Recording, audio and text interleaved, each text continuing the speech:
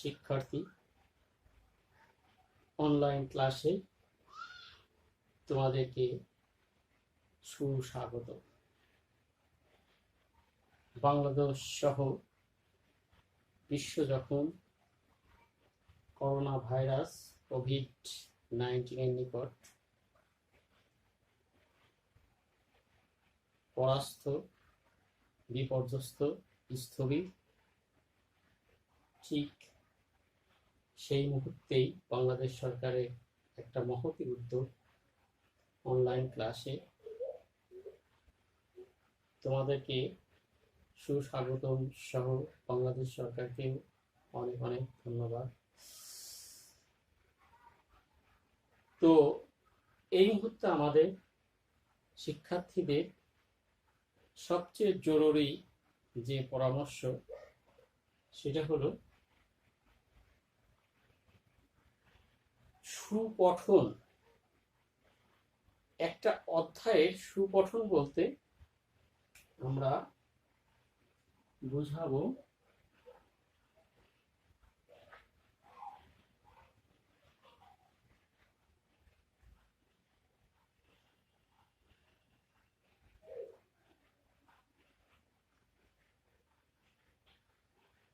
সুপঠন যখন প্রাইভেট পড়ার নেই, শিক্ষকের সহায়তা নেই, নিজে নিজে বাড়িতে একটা অধ্যায়কে সুন্দরভাবে প্রত্যেকটা শব্দ গোটা গোটা করে উচ্চারণ করে ওই অধ্যায়টা নিজে নিজে পড়াটাকে সুপঠন বলে।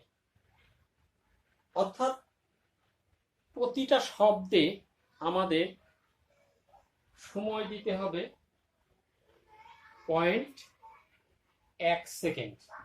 মানে তার আগে যদি দ্রুত গড়গড় করে কেউ পড়ে যায়, তাহলে সেই অধ্যায় সম্পর্কে, সেই পাঠ সম্পর্কে যতটুকু পড়লো সেখান থেকে সে কিছু অর্জন করতে তেমন সক্ষম হবে না। কারণ মস্তিষ্কে প্রত্যেকটা শব্দের স্থায়িত্বকাল 0.1 সেকেন্ড। অতএব 0.1 সেকেন্ড, প্রত্যেকটা শব্দের স্থায়িত্বকাল যেহেতু 0.1 সেকেন্ড, অতএব ওই সময়টা দিয়েই আস্তে আস্তে করে আমাদেরকে পড়ে যেতে হবে।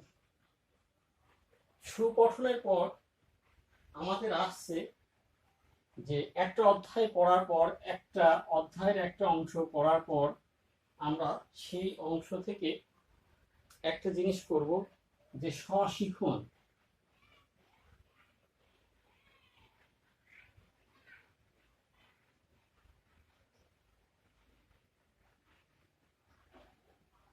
স্বশিখন অর্থাৎ সেখান থেকে নিজে নিজে কি শিখলাম। অর্থাৎ ওই অধ্যায় ভিত্তিক আমাদের অধ্যায়ের শেষে অনেকগুলো অনুশীলনে দেওয়া থাকে। অনুশীলনীতে কিছু MCQ অর্থাৎ মাল্টিপল চয়েস কোশ্চেন দেওয়া থাকে। বহু নির্বাচনী প্রশ্ন যেটাকে আমরা বলি, এই বহু নির্বাচনী প্রশ্নগুলো আমরা যতটুকু পড়লাম সেই আওতাধীন কয়টা প্রশ্ন আছে, সেই প্রশ্নগুলোর আগে নিজে নিজে একটা উত্তর করতে পারি কতটা, সেই উত্তরগুলো করলাম। করার পর আমাদেরকে আবার বইতে ফেরত গেলাম। ফেরত যেয়ে দেখলাম যে আমি যতটুকু উত্তর করেছি ততটুকু বইয়ের সাপেক্ষে কতটুকু সঠিক হয়েছে, অথবা পারিপার্শ্বিক পিতা মাতা বা বন্ধু এদের সহায়তা নেওয়া যায় কিনা। এটাকে বলে স্বশিখন। এই স্বশিখনটাকে আমরা পরবর্তীতে যেটা কাজ করব সেটা হচ্ছে শিখন অভ্যাসে পরিণত করব। শিখন অভ্যাস বলতে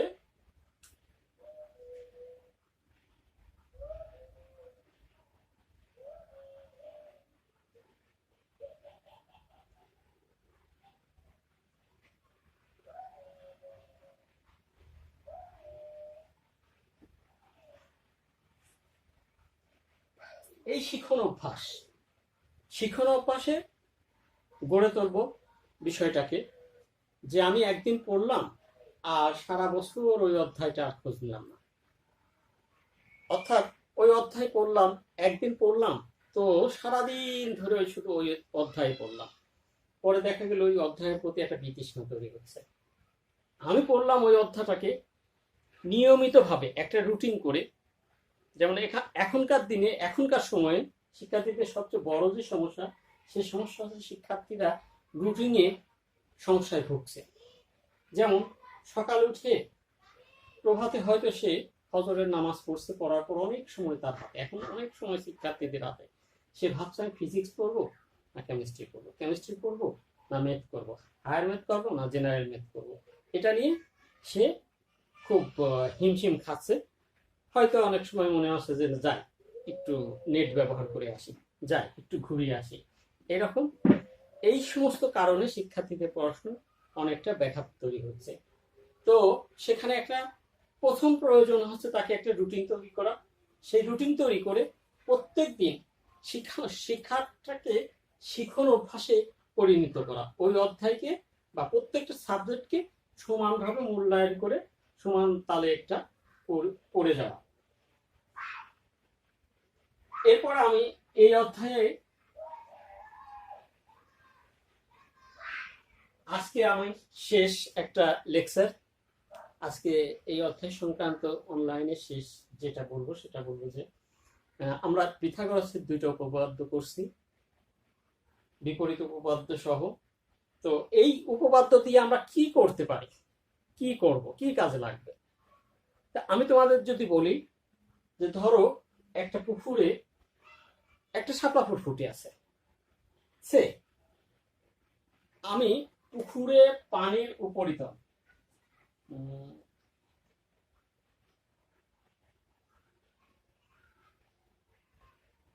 এটা ধরো পুকুরে পানির উপরিতল, এখানে একটা শাপলা ফুল ফুটে আছে। স্বভাবত শাপলা ফুলটা পানি থেকে 1 ফুট উপরে ফুটে আছে, এটা 1 ফুট, অর্থাৎ এই শাপলা ফুলটা 1 ফুট উপরে, পানি থেকে 1 ফুট উপরে ফুটে আছে। একটা বাতাস আসলো, একটু ছন্দ ছাড়া বাতাস, একটু গতিময় বাতাস। এই বাতাস আসার পরে শাপলা ফুলটা এই 5 ফুট দূরে যে পানিতে ডুবে গেল। এখান থেকে এখানকার দৈর্ঘ্যটা 5 ফিট। এই 5 ফুট দূরে যে শাপলা ফুলটা পানিতে ডুবে গেল। ক্লিয়ার?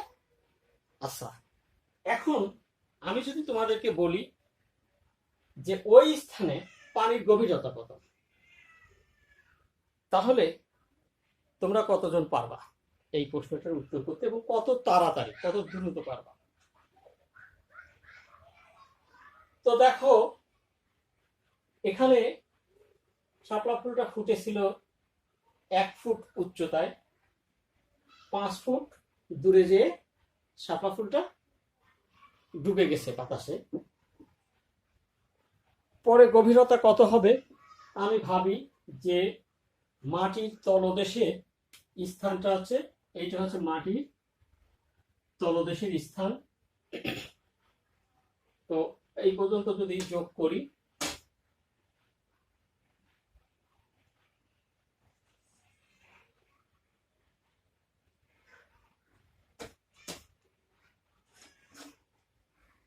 এই পুকুরের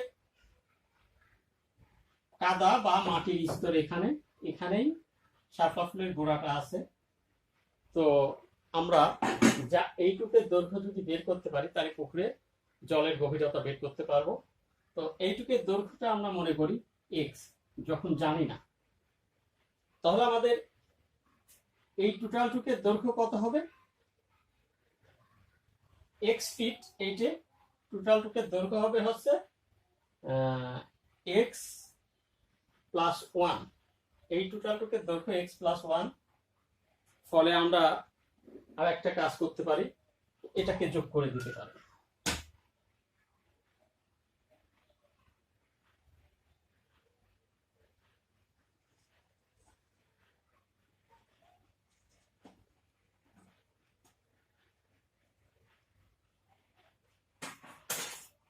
তো শিক্ষার্থীরা, বন্ধুরা, দেখো যে মজার বিষয় হচ্ছে যে এই যে একটা ত্রিভুজ উৎপন্ন হয়েছে, এই ত্রিভুজের এটাও কিন্তু এক্স প্লাস 1 ফিট, অর্থাৎ এই টোটাল টু কি এইখানে চলে গেছে, মানে ওই ডাটাটা শাপলা ফুলের ডাটাটা ছোটও হয় নাই বড়ও হয় নাই, ওই ডাটাই আছে।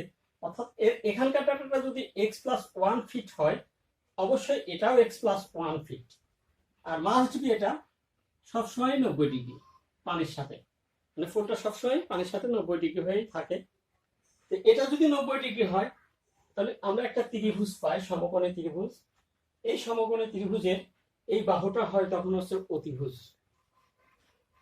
ঠিক আমরা পিথাগোরাসের উপপাদ্য যদি এখানে ব্যবহার করি, এই অতিভুজের এই বাহু এক্স প্লাস 1 অতিভুজ স্কোয়ার সমান অপর দুই বাহুর স্কোয়ার, তাহলে একটা হচ্ছে এক্স স্কোয়ার প্লাস আর একটা হচ্ছে 5 তার স্কোয়ার। আমরা সবগুলো থেকে ফুট তুলে দিচ্ছি, অসুবিধাটা শেষে ফুট লাগাই দেবো এক্স এর জায়গায়। তো এখন এটা সূত্র যদি আমরা করি, এই পাশটা কি পাবো, x square plus 2 into x into 1 plus 1 square সমান এক্স স্কোয়ার প্লাস 5 5 25। তো আমরা উভয় পক্ষ থেকে যদি এক্স স্কোয়ার মোকাবেলা করে দিই, অর্থাৎ কাটাকাটি করে দিই, তাহলে আমরা এখানে পাবো হচ্ছে 2 ইন্টু এক্স ইন্টু 1, তার মানে 2x imply that plus 1 K square করলে 1 সমান 25। জাস্ট আবার যদি ইমপ্লাই দ্যাট করি, 2x সমান 25, এই এক যদি ওই পাশে যায় গেল, 2x সমান 1 ওই পাশে গেলে বিয়োগ হয়ে যাবে, 24 থেকে 1 বিয়োগ করলে সেটা হবে 25 থেকে 1 বিয়োগ করলে 24, বা x সমান এই পাশে যদি গুণ আকারে থাকে, আমরা জানি কোন সংখ্যা x কে খালি করতে হলে ওই সংখ্যা ওই পাশে গেলে ভাগ হয়ে যায়, 24 ভাগ 2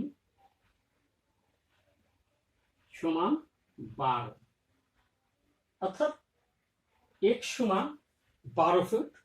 আমরা পিথাগোরাস ব্যবহার করে বলতে পারি ওই স্থানে পানির গভীরতা ছিল 12 ফিট। তো এইভাবে পিথাগোরাসের উপপাদ্যের ব্যবহার যে কোথায় কোথায় হয় এটার চাইতে কত কোথায় কোথায় হয় না, এই প্রশ্নটাই মনে হয় সবচেয়ে বেশি ব্যবহার করা যায়, যে পিথাগোরাস নেই কোথায়। পিথাগোরাসের ব্যাপক ব্যবহার আছে, পিথাগোরাসের সাহায্যে অনেক জটিল সমস্যাগুলো সমাধান করা যায়। তো সবাইকে আজকের মতো এই পর্যন্ত রেখেই আল্লাহ হাফেজ।